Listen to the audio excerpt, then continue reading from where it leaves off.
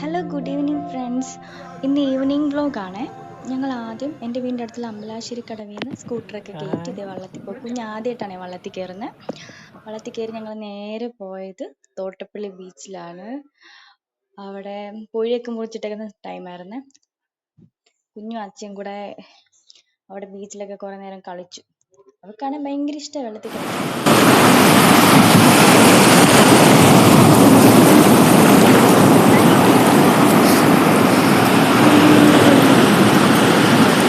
മണ്ണ് കൂട്ടിയിട്ടിട്ടുണ്ട്, ഈ മണൽക്കൂന പോലെ. അതിലിങ്ങനെ കയറി കുറെ പേര് അവിടെ ഫോട്ടോസ് ഒക്കെ എടുക്കാൻ വരുന്നുണ്ട്.